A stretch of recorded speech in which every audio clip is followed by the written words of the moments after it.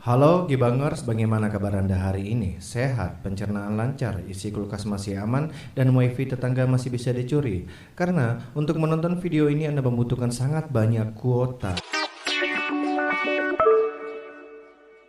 For an important news announcement. This wild throng behind me is screaming for Bikini Bottom's newest culinary sensation. Let's take a listen. Dikisahkan seekor ikan yang bernama Bandeng hidup bahagia di perairan lepas.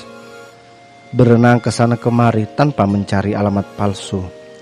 Hidup bahagia menari-nari walau tanpa aplikasi TikTok, jauh dari gadget, jauh dari PUBG, apalagi HP Miri. Kala itu mereka hidup tanpa barang-barang mewah, namun mereka tetap bisa bahagia.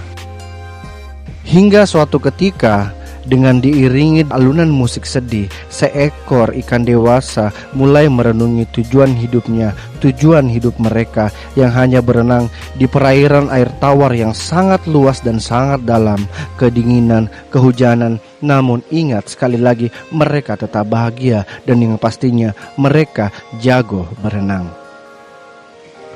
Di tengah-tengah kebuntuan, ia mencoba untuk muncul di permukaan air yang sebenarnya hal itu adalah sesuatu yang dilarang. Namun, ia nekat untuk muncul di permukaan air. Yang kebetulan ia melihat manusia di sebuah kapal nelayan. Di sana ia melihat wanita hamil bersama suaminya.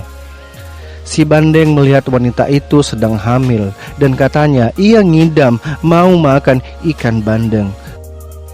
Tanpa pikir panjang, si Bandeng dewasa pun kemudian menyelam kembali di perairan air tawar yang sangat-sangat dalam guna mencari si Raja Bandeng untuk menyampaikan berita bahwa kali ini mereka bisa bermanfaat dan berguna untuk bangsa perikanan dengan menjadi santapan lezat manusia-manusia kala itu. Sesampainya di kerajaan Bandeng, ia pun langsung menemui si Raja Bandeng. Tanpa berbasa-basi, ia langsung menjelaskan segala hal yang ia ketahui tentang kehidupan manusia yang membutuhkan ikan bandeng sebagai sesuatu yang bisa dikonsumsi oleh manusia. Dan tanpa berpikir panjang, si Raja Bandeng pun membuat surat perintah kepada seluruh ikan yang ada di perairan terdalam untuk sekiranya muncul di permukaan agar bisa ditangkap oleh manusia sehingga mereka bisa menjadi santapan yang lezat oleh manusia. Sungguh mulia hati Raja Bandeng. Singkat cerita, upacara pelepasan pun yang pertama kalinya dilakukan oleh mereka agar kiranya mereka akan segera ditangkap oleh nelayan-nelayan yang ada di sana. Dihadiri jutaan ikan bandeng yang berbaris berbondong-bondong dan tentunya dengan protokol kesehatan yang sangat ketat. Tidak lupa mereka menggunakan hand sanitizer dan masker. Sebelum mereka muncul di permukaan, sang raja memberikan motivasi bahwa menjadi menjadi makhluk yang berguna adalah tujuan hidup mereka, sehingga dengan ikhlas mereka pun menjadikan diri mereka sebagai sesuatu yang bisa dikonsumsi oleh manusia. Namun sebelum itu mereka semua pulang untuk mandi, membersihkan badan agar sekiranya tetap bersih. Kemudian mereka menggunakan hand sanitizer, menggunakan masker dan minum vitamin agar terhindar dari COVID-19 yang sangat meresahkan warga. Hingga pelepasan pertama pun dilaksanakan, sang raja pun menangis terharu sebab akhirnya mereka bisa hidup berguna dengan suasana penuh isak tangis diiringi lagu Rosa Ku Menangis.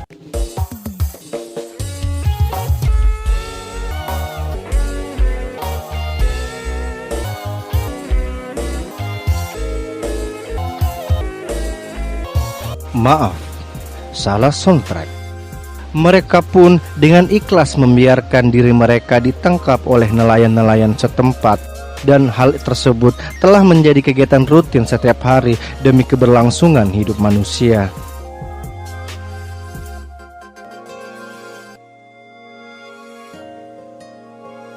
Dengan kecerdasan yang dimiliki oleh manusia, manusia pun membuat sebuah wadah untuk menampung ikan-ikan tersebut yang dinamakan empang. Dan tak lama kemudian si Raja Bandeng pun mendengar kabar bahwa kini manusia telah membudidayakan ikan bandeng di dalam sebuah empang. Sontak hal tersebut membuat si Raja Bandeng dan seluruh ikan bandeng di masa itu merasa bahagia karena akhirnya populasi mereka akan tetap lestari dan akhirnya mereka dapat berguna bagi kehidupan manusia.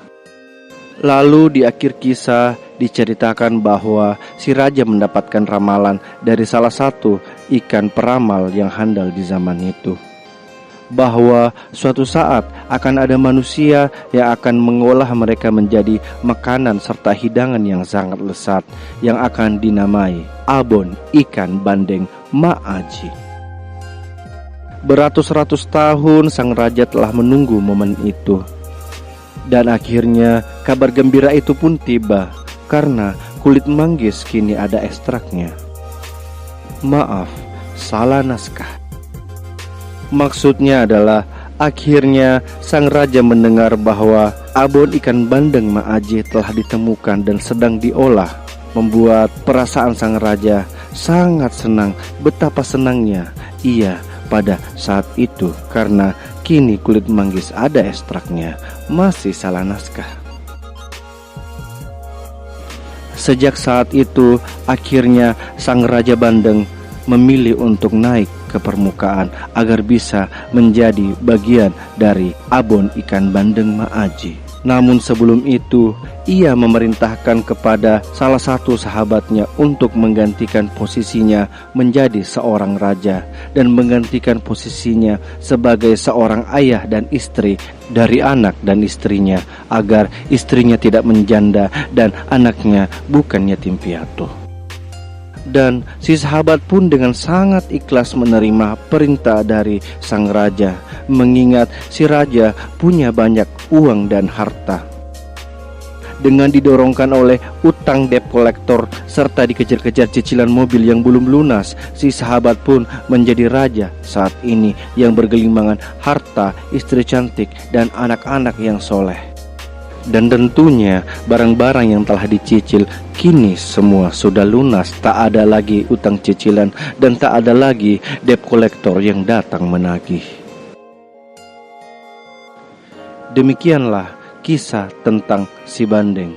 Mari menghargai itikat baik dari si Raja Bandeng dengan tetap mengkonsumsi abon ikan bandeng Ma'aji. Sungguh ending yang sangat menghayalkan.